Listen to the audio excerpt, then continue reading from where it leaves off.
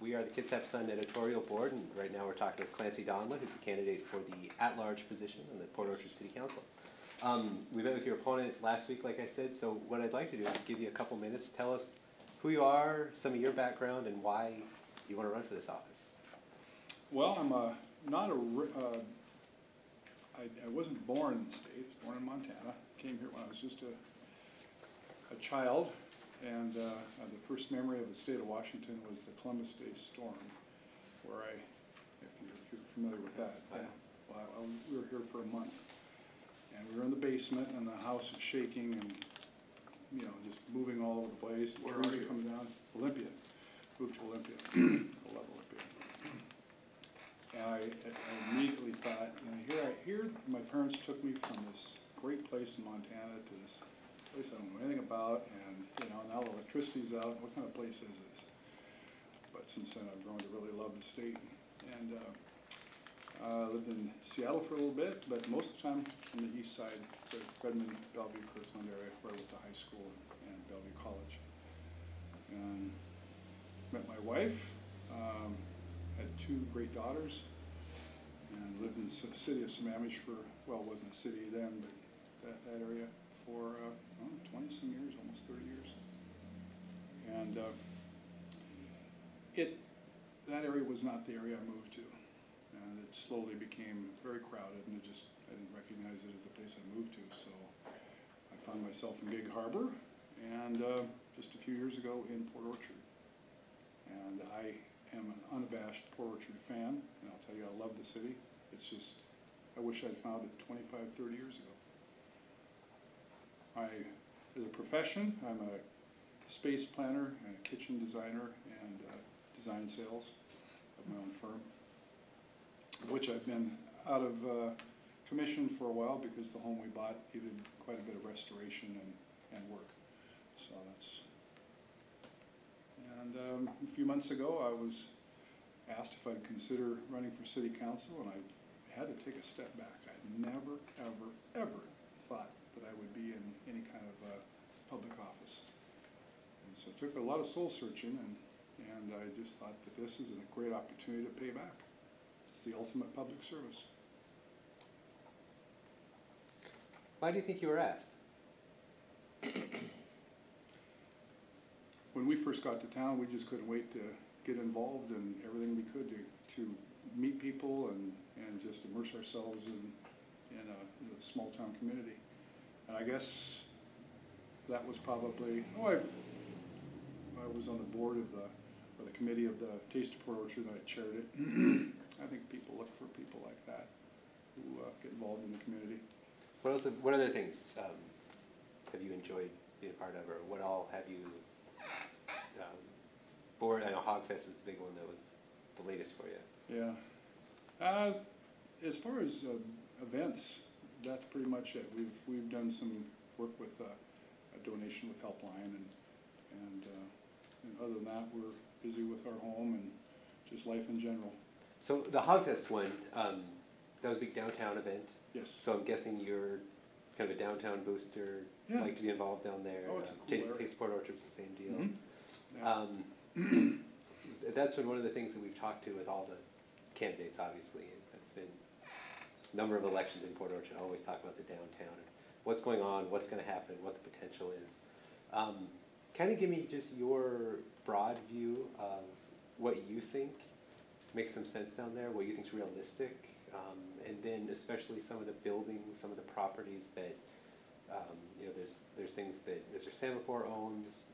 Mm-hmm. What's going to happen there? What do you see happening there? What do you think is appropriate for that area?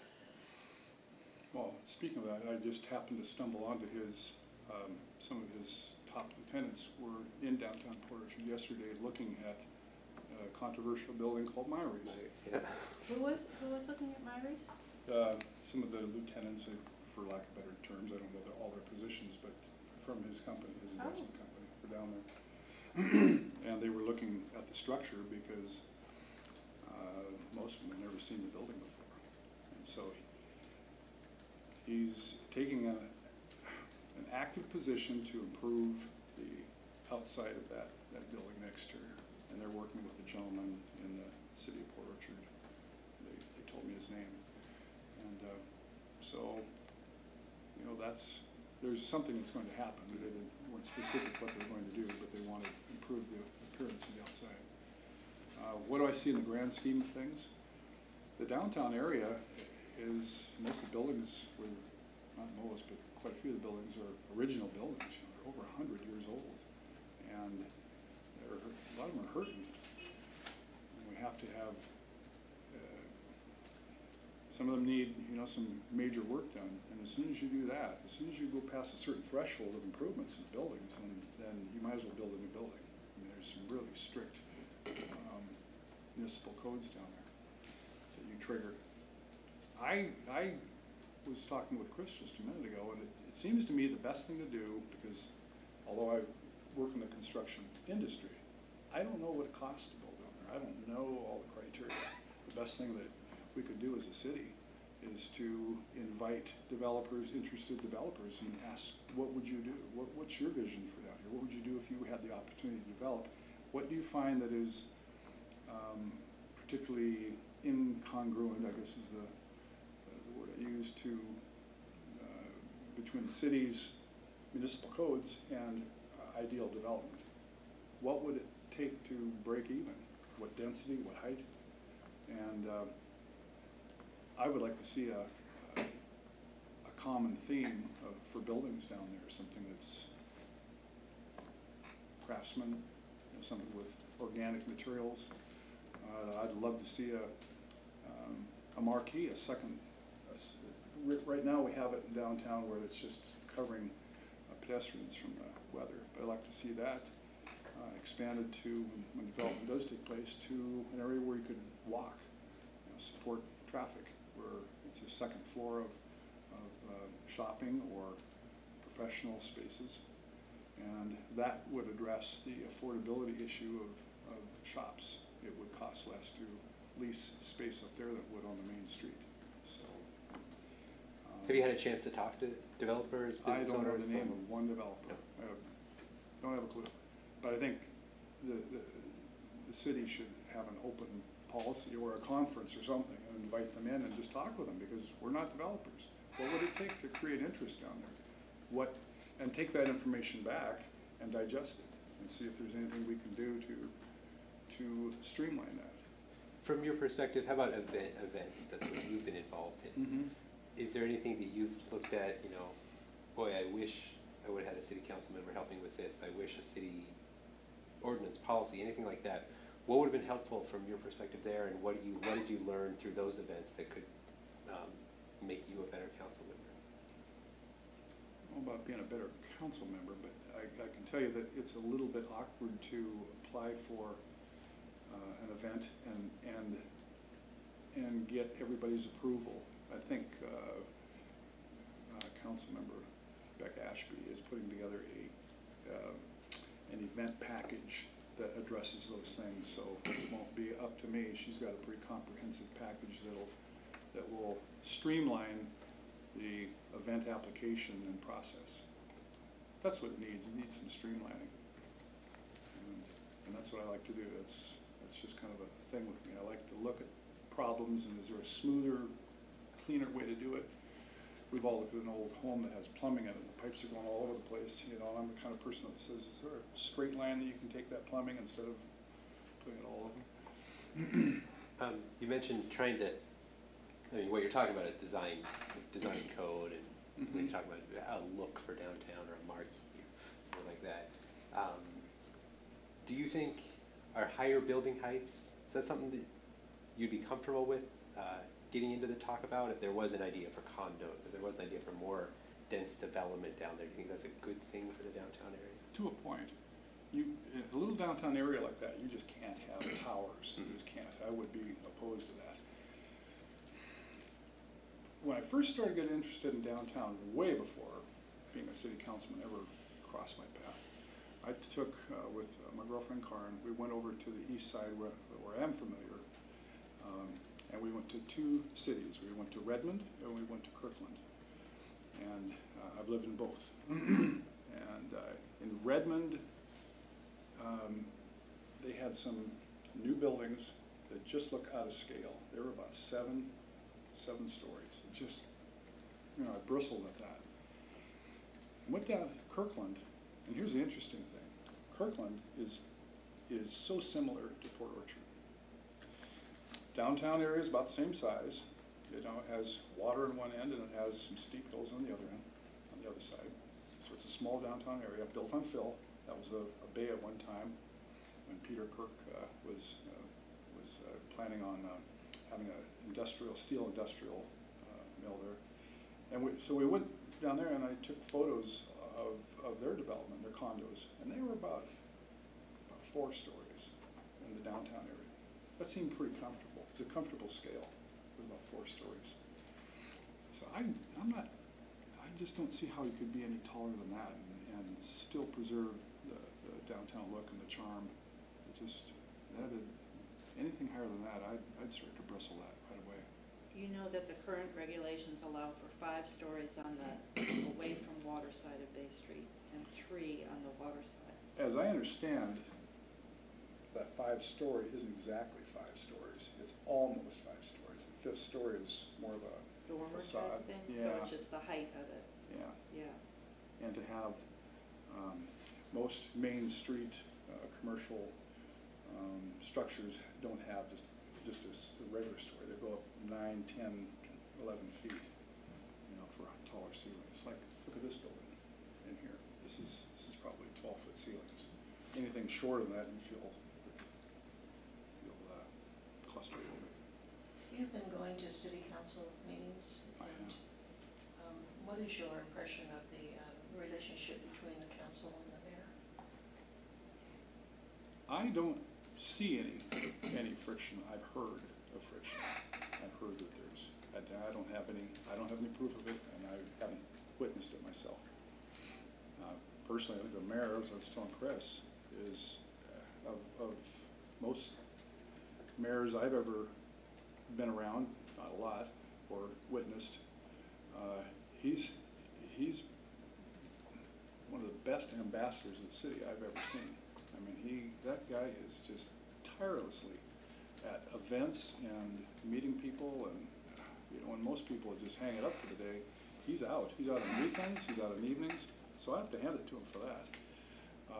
As far as the council and the mayor getting along, I'm just not personally privy to any of that. I don't know. Maybe a good question to ask is more of tell us about you personally when you are in a group. You know, you've been part of these committees and had to work there. I'm sure in your career you've done this a number of times. But what do you think your personal traits are that you bring to a body like that? How do you make a group work well together? What do you think your role is in a group like that?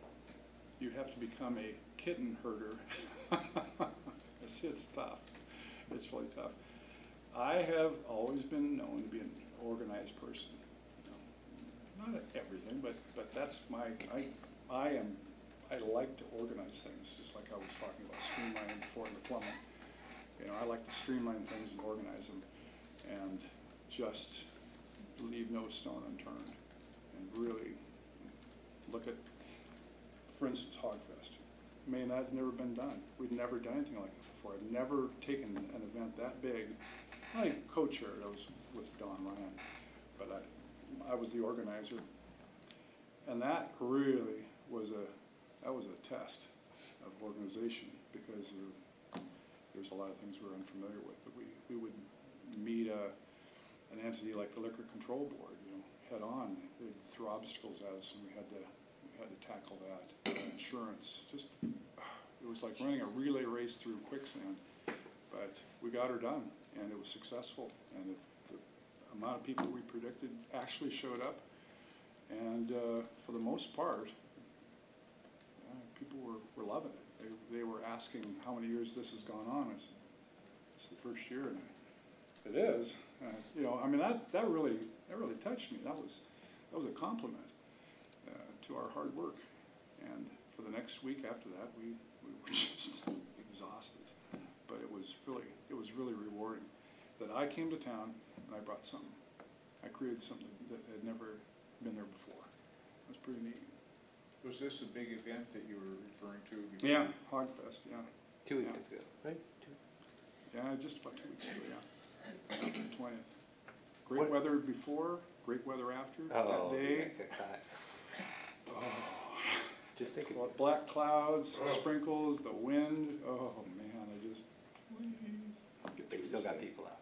Yeah, yeah, we did, yeah, it was pretty cool. One of the things that we've asked a number of the candidates about is the impact fee discussions going on at the council. Have you been following what the council's done so far? Is starting to consider this? At a couple council meetings, they've addressed that, and it had been around before I started attending council meetings in the spring. Okay. Generally, are impact fees something you're supportive of, when they're used to pay for some of these capital needs that the city has coming down the road? It has to be paid for, and there's got to be a way. We can't expect anybody else to pay for it. And where are we gonna get the money? There are pools of funds that we can dip into, but we've got to pay some of the way. We were talking earlier about the different types of funding I would be in favor of, and there's a laundry list of about a half a dozen, and there's two that come to mind that they're more favorable. Which two are those? I knew you were going to ask that question. That's where we were going with this. And here's something about 10 years ago, Tim Nyman got the vehicle license renewal tab fee just stripped right down to bare bones, and I applauded the guy for that, because it was just when they uncovered how many entities had their hands in there on license tab fees, and they were exorbitant. I remember buying a car, and it was almost $400 for a vehicle tab. I mean, it just blew me away. It was amazing to find out that things that had nothing to do with transportation were involved in, had their fees on vehicle tabs. But now that it's stripped down, if we were to put like a $20, there's a $20 fee, and I was just informed by Chris that that's been raised to $50 that the Transportation Benefit District can implement without voter approval. At least $20, I think any citizen you'd ask, if it's $20, if you pay $20, would you rather the $20 and have decent roads or not? I think $20 is something that anybody can afford and would find reasonable. It can go up to $100. Now we'll find it can go up to $50 without voter approval. I wouldn't be comfortable with just passing a $50. Wouldn't be comfortable at all. Start with 20 and see how that works. There's another one that's the gasoline tax. Gasoline has dropped, oh my gosh, it's dropped about 60% in cost, and it's looking to stay that way. My girlfriend Karen works as a software consultant. She's in Tulsa right now with the largest oil drillers in the world, HP. And their prediction is that these prices are going to stay low for quite some time. And if we've been paying $4 a gallon for gasoline, and we've been able to, get by, not easily, but get by, a few cents per gallon at these rates seems pretty reasonable. It's a small amount that we wouldn't get hit too hard with at one time that we pay for some of our transportation improvements. So what did the state just add? It changed it so that formerly a city could, or county could, Transportation Benefit District, could raise the car tab fee $20 without a voter approval, and they've just extended that to $50. Okay, but the state just increased the gasoline tax, did it not? Don't know. I thought it Everybody went up. get your smartphones out. In the package, Transportation packages. there was a nickel. Nickel, yeah. No, dime. Yeah, I can't remember. Doesn't matter. That's a state issue, not a local. It was happening as the price was coming down, so it didn't have a big impact. But it's like getting the camel's nose under the tent. Where does this stop? With good legislators, I guess. Just keep it under. You can meter these things out. I think that's a better way to approach it. Is to start with the minimal amount and then inch it up if you have to. But we have to have good roads. We just have to, or we're not going to attract any businesses or any new citizens. What do you put in, and I know the city has a priority list for that, capital needs and the transportation. You personally, and you from hearing from other people around, what do you think's the most kind of the spot that's in need of the most attention in Port Orchard? I mean, the road, Transportation-wise, or other infrastructure needs that you'd say, boy, we need to really focus on this one, folks? by driving, Bethel is probably the one that has the most congestion that I've been able to tell. Now, on the other hand, Sedgwick is interesting because it appears that that is used by county residents and not used, but there's a great high percentage of people that are county residents and not city residents that use it. I think to tackle that would be something that the county and the city could work out, mutual funding for that. But Bethel is the one that seems to be the corridor for development. If there's going to be any big development business-wise, that's where it's going to be. Best to get that fixed, get that taken care of. Is Sedgwick in the city? It is. It was just annexed within the last few years. Yeah. Where else, when you talk about, you're talking about the city working with the county, Mm-hmm. some of those roads there, there's all sorts of things. I think Kitsap County is interesting how interrelated cities and counties, and even cities, Bremerton and Port Orchard have had a lot of things, sewage, some of the other things that they've had to work on together. Kitsap Transit, ferry service, all these sorts of things. And water. Where do you see the biggest opportunity for Port Orchard to work with another municipality or to work with a county, and what do you think you kind of bring to that conversation? I don't have a lot of experience there. All I can say is that the project I just mentioned, Sedgwick, that's one that just really stands out. There are probably others, and I'm just frankly not familiar with them. Can't address that. So that's one I think would be really important to I don't know how you go about it, but I would guess that that Port Orchard would use some of the technology they have right now as reading license plates. They have a device that they can, and they use it for stolen cars, that the police department drives through I can tell you because I've had 2 cars stolen. You mean to see who's using roads? Is that what you're... Yes, they can drive through a parking lot and they can identify license Yeah. plates, and it collects it and tabulates it. And if we were to do that for a period of time on Sedgwick, you could tell how many people used it that were citizens and how many were county residents. Yeah. It'd be a good way to it'd be good information to bring to the table. As someone who's been involved with events, bringing tourists to town, exposing Port Orchard to new people, what do you think a foot ferry from Bremerton to Seattle, does that help Port Orchard at all? Is that something your city should be interested in?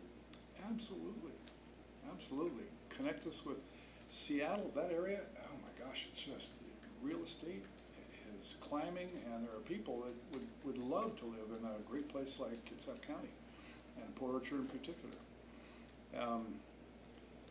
And we have to encourage new, young people to come to Port Orchard, because the future of Port Orchard isn't with people of my generation. I mean, we're just the caretakers right now. We need to be able to bring young people to the area. And if that means that they can live here and work in Seattle by using that ferry system, it sounds like a great idea. Now, there's questions about funding it, which was probably your next question. That's how you figure it out, yeah. And I was just at a meeting in City Hall with John Clausen. He was explaining that there's a couple of options of how to fund that.